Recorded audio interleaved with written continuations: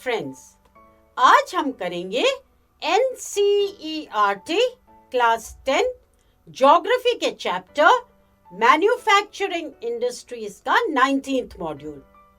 इस मॉड्यूल में हम पढ़ेंगे अबाउट द फर्टिलाइजर इंडस्ट्री। तो पिछले मॉड्यूल में हमने क्या पढ़ा था? हमने पढ़ा था अबाउट केमिकल इंडस्ट्रीज और आज हम पढ़ेंगे अबाउट फर्टिलाइजर इंडस्ट्रीज। तो अगर हम फर्टिलाइजर इंडस्ट्री की चर्चा करते हैं, मतलब उसका डिस्कशन करते हैं, सो डोंट यू थिंक हमें पहले ये समझना होगा कि फर्टिलाइजर क्या होता है? वेल, फर्टिलाइजर एक कॉमन टर्म है और आपने यह टर्म अक्सर सुना होगा जब भी एग्रीकल्चर की बात आती है।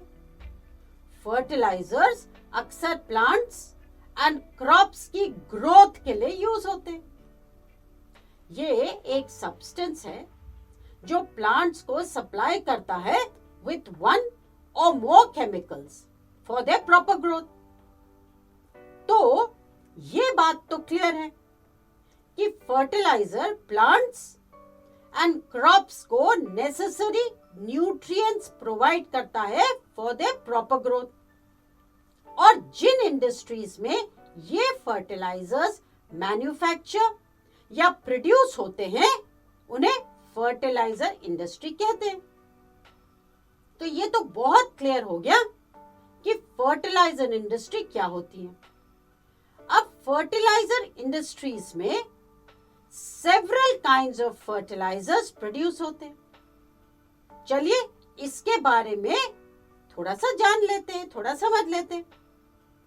तो सबसे पहले है नाइट्रोजीनस फर्टिलाइजर्स, मेनली यूरिया।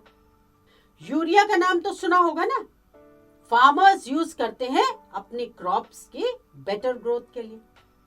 फिर नेक्स्ट है phosphatic fertilizers and ammonium phosphate, जिसे DAP भी कहा जाता है। इन सब के अलावा कॉम्प्लेक्स फर्टिलाइजर्स भी बनते हैं जो बनते हैं 3 कॉम्बिनेशन से, और वो है नाइट्रोजन, फॉस्फेट एंड पोटैश से।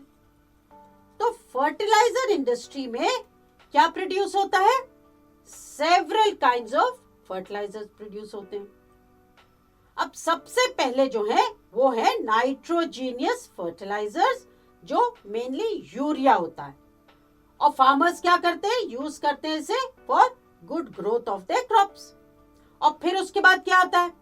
Phosphatic fertilizers and ammonium phosphate, और इसे हम DAP भी कहते हैं। तो ये हो गए वो फर्टिलाइजर्स जो कोई कॉम्बिनेशन से नहीं बनते, वो सिंपल है, मतलब एक ही मैटर से बनते। तो ये हो गए सिंपल फर्टिलाइजर्स। अब इन सब के अलावा थोड़े कॉम्प्लेक्स फर्टिलाइजर्स भी बनते हैं जो बनते हैं कॉम्बिनेशन से। किसके कॉम्बिनेशन से? नाइट्रोजन, फॉस्फेट एंड पोटैश के कॉम्बिनेशन से। अब ये देखो कि पोटैश जो है वो एंटायरली इंपोर्ट किया जाता है for its use in India. Import मतलब दूसरी कंट्री से खरीदा जाता है। पोटैश वो हम एंटायरली इंपोर्ट करते हैं। अब ऐसा क्यों है? ऐसा इसलिए क्योंकि हमारी कंट्री में कमर्शियली यूजेबल पोटैश और पोटेशियम कंपाउंड के कोई भी रिजर्व्स नहीं है। अब जब हमारी कंट्री में पोटैश के कोई रिजर्व्स ही नहीं है, मतलब पोटैश हमारी कंट्री में मिलता ही नहीं है, तो हम क्या करेंगे? उसे इंपोर्ट तो करना ही पड़ेगा ना, क्योंकि फर्टिलाइजर तो बनाने हैं, हमें क्रॉप्स की ग्रोथ बढ़ानी है। और अगर हम कॉम्प्लेक्स फर्टिलाइजर्स जो 3 कॉम्बिनेशन से बनते हैं वो हमें बनाना है विथ पोटैश, तो हमें क्या करना पड़ेगा? हमें बाहर से पोटैश तो मंगवाना ही पड़ेगा। क्यों? क्योंकि हमारे यहाँ पोटेशियम कंपाउंड के कोई भी रिजर्व्स नहीं है, मतलब ऐसे रिजर्व्स जो हम यूज कर सके ऑन अ लार्ज स्केल। छोटे मोटे होंगे but they don't help because fertilizer industry में बहुत सारा पोटैश यूज होता है, तो इसे हम कहते हैं कमर्शियली यूजेबल पोटैश, जो बहुत ज्यादा क्वांटिटी में यूज हो। अब देखते हैं कि फर्टिलाइजर इंडस्ट्री किन एरियाज में लोकेटेड है। तो we see that green revolution के बाद ये industry several parts of India में एक्सपैंड हुई। अब here we come across another new term, और वो है ग्रीन रेवोल्यूशन। आइए हम इसे भी ब्रीफली समझ लेते हैं। ग्रीन रेवोल्यूशन 1960s में स्टार्ट हुआ था, और ये एक एग्रीकल्चरल रेवोल्यूशन था जिसका मेन एम था टू इंप्रूव एग्रीकल्चर प्रोडक्शन, यानी ज्यादा से ज्यादा क्रॉप्स ग्रो करें। और कैसे? With the help of better quality seeds, मतलब high yielding variety of seeds, उसको यूज करें, फर्टिलाइजर्स यूज करें और नए नए इरिगेशन मेथड्स यूज करें। अब क्योंकि green revolution the idea of using fertilizers in agriculture को प्रमोट करता था, तो इसीलिए सेवरल फर्टिलाइजर इंडस्ट्रीज सेटअप हुए in various parts of India like Gujarat, Tamil Nadu, Uttar Pradesh, Punjab and Kerala. तो ये देखते हैं हम कि हमारी जो फर्टिलाइजर इंडस्ट्रीज हैं वो कहां कहां लोकेटेड है। मगर उससे पहले ये समझो कि ये जो इंडस्ट्रीज हैं ये कब एक्सपैंड हुई।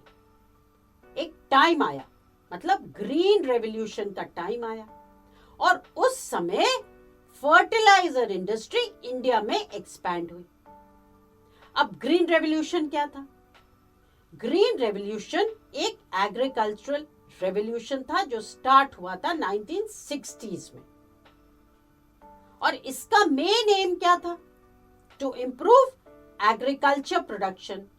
एग्रीकल्चर के प्रोडक्शन को बढ़ाने के लिए ये रेवोल्यूशन स्टार्ट हुआ था। मतलब हम ज्यादा से ज्यादा क्रॉप्स ग्रो करें, और कैसे? High yielding variety of seeds लेके, मतलब वेरी गुड क्वालिटी सीड्स जो बहुत हाई यील्ड दे, मतलब बहुत सारा प्रोडक्शन करें। फिर हम यूज करें फर्टिलाइजर्स, फिर हम यूज करें पेस्टिसाइड्स, और फिर गुड इरिगेशन मेथड्स। तो ये देखो कि ग्रीन रेवोल्यूशन में फर्टिलाइजर्स की इंपॉर्टेंस थी, क्योंकि उसमें फार्मर्स को कहा जाता था कि फर्टिलाइजर्स यूज करो और प्रोडक्शन बढ़ाओ। तो फर्टिलाइजर्स प्रमोट करते थे प्रोडक्शन, एग्रीकल्चर। तो सेवरल फर्टिलाइजर इंडस्ट्रीज सेटअप हुई इन वेरियस पार्ट्स ऑफ इंडिया। क्यों? क्योंकि फर्टिलाइजर की डिमांड बढ़ने लगी थी। हर एक फार्मर को फर्टिलाइजर चाहिए था ड्यूरिंग द ग्रीन रेवोल्यूशन। तो बहुत सारी फर्टिलाइजर इंडस्ट्री सेटअप हुई जगह जगह में, जैसे कि गुजरात में, तमिलनाडु में, उत्तर प्रदेश में, पंजाब में, केरला में। अब हमारी कंट्री में अब जितना भी फर्टिलाइजर प्रोड्यूस होता है उसका half is produced by Gujarat, Tamil Nadu, Uttar Pradesh, Punjab and Kerala. मतलब ये जो स्टेट्स हैं ये कंट्रीब्यूट करते हैं towards half of the fertiliser production of our country. अब इन स्टेट्स के अलावा अदर सिग्निफिकेंट प्रोड्यूसर्स हैं आंध्र प्रदेश, ओडिशा, राजस्थान, बिहार, महाराष्ट्र, असम, वेस्ट बंगाल, गोवा, दिल्ली, मध्य प्रदेश एंड कर्नाटका। तो अब करते हैं एक छोटा सा रिकैप। तो फर्टिलाइजर इंडस्ट्रीज में several kinds of fertilizers produce होते हैं, जैसे nitrogenous fertilizers, phosphatic fertilizers and ammonium phosphate, जिसे डीएपी भी कहा जाता है। अब इन सब के अलावा कॉम्प्लेक्स फर्टिलाइजर्स भी बनते हैं, जो बनते हैं 3 कॉम्बिनेशन से। और वो कॉम्बिनेशन क्या है? वो है of nitrogen, phosphate and potash. लेकिन पोटैश को हम एंटायरली इंपोर्ट करते हैं, बाहर से मंगाते हैं। क्यों? क्योंकि हमारी कंट्री में कमर्शियली यूजेबल पोटैश और पोटेशियम कंपाउंड की कोई भी रिजर्व्स नहीं है। अब जो फर्टिलाइजर इंडस्ट्री है वो ग्रीन रेवोल्यूशन के बाद बहुत एक्सपैंड हुई है। हमारी कंट्री में अब जितना भी फर्टिलाइजर प्रोड्यूस होता है उसका half is contributed by Gujarat, Tamil Nadu, Uttar Pradesh, Punjab and Kerala. और इन स्टेट्स के अलावा अदर सिग्निफिकेंट प्रोड्यूसर्स हैं Andhra Pradesh, Odisha, Rajasthan, Bihar, Maharashtra, Assam, West Bengal, Goa, Delhi, Madhya Pradesh and Karnataka. So now let's do a quick revision. The fertilizer industry is centered around the production of nitrogenous fertilizers, mainly urea, phosphatic fertilizers and ammonium phosphate, also known as DAP, and complex fertilizers which have a combination of nitrogen, phosphate and potash. Potash is entirely imported as our country does not have any reserves of commercially usable potash or potassium compounds in any form. After the Green Revolution, the industry expanded to several other parts of the country. Gujarat, Tamil Nadu, Uttar Pradesh, Punjab and Kerala contribute towards half of the fertilizer production. Other significant producers are Andhra Pradesh, Odisha, Rajasthan, Bihar, Maharashtra,